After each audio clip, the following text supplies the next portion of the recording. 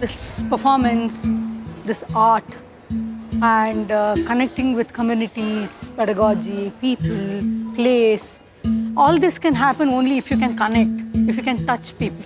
We are, as artists, are sensitive to what's happening around us, sensitive to the communities. We are very careful about and cautious that our eliteness doesn't seep into the art, and learn lessons from the community. Art doesn't sustain.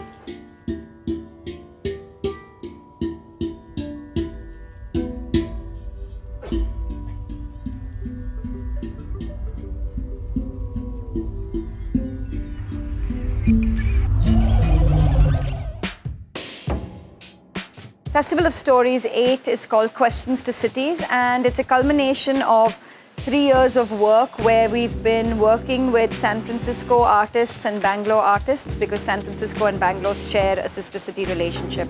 There's a simultaneous festival that's happening here in Bangalore and in San Francisco.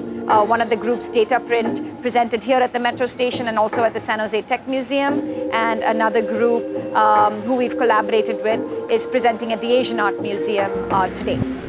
Data Print is a multimedia installation and performance. It focuses on data privacy, and its aim at this stage is to motivate the audience to ask visitors about their online behavior.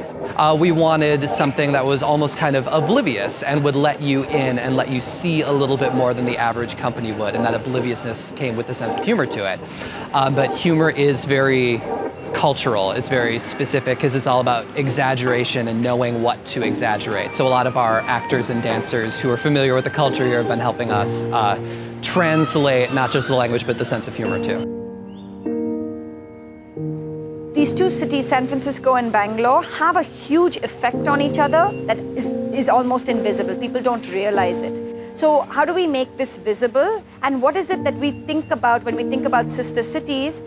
We are collecting data that is produced by the observers from their movements, the sounds they are producing, and we are transforming those data into inputs. We create animated landscapes that talk about environmental pollution, but that are influenced by data extracted from the users that are viewing the installation. Once they also know that they are the ones causing these changes in the data, that's where they'll realize the different kind of unseen things that is around them. And that's when they start realizing the kind of air quality that we breathe and live with. Even as my body turns cold, and my skin becomes wrinkled, and my life growing old. This space, Metro Station, Cubbon Park Metro Station, is amazing. For us in particular, because I'm doing a multilingual kind of a work specifically related to the communities like Trivikrama Mahadeva, who probably cannot be placed in this space because he's one and the only person who's been cremating unclaimed bodies in Bangalore since ages.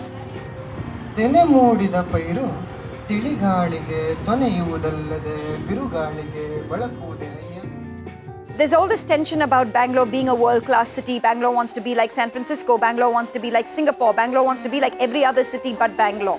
So Questions to Cities became a way to ask Bangalore questions about her own identity, how we engage with language and gender and public space. And as you think about your future, what do you take from the past and the present as you manifest that future? So the questions have been really about the identity that Bangalore creates for herself. Busy themselves in negotiations about the words of Initially, I started being a facilitator who was helping people to read the city. And eventually, I realized that the city itself is the facilitator. And I need to sort of step back and just allow people to understand the city better. And all I had to do was to help people interconnect the narratives. Also, what we have done, and Yash has spearheaded this, is the Festival of Propositions, where people came in and proposed new ideas for the station and thinking about the future of the city. In the art field, everything is kind of mysterious. Who gets to be an artist in which festival? Now, there is a need to open it out, take the walls out of this, this functioning of who gets to be curated and who's curating, and make it open and transparent. Places like the Metro let people like us who have no other places to perform, because it's quite hard to find public venues where you can play the kind of music that you want to play. One of the most successful things about this festival has been our workshops, where we really invite the public in to engage with us in a meaningful way, in a manner of learning. So we've done 3 workshops this festival. We've done memory maps of Bangalore, where people came in and created maps of their memories of the city. We've done a typography workshop where English and Kannada letters were taken apart and mixed together and new language was created. And we've done a hologram workshop where Sai worked with people to make little holograms out of old CD cases and their phones.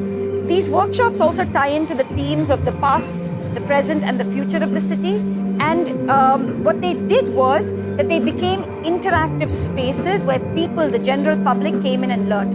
What this makes me really feel is that the metro spaces, which are our public spaces, have the potential to be spaces for learning, and this is where we actually want to go with the future of our work.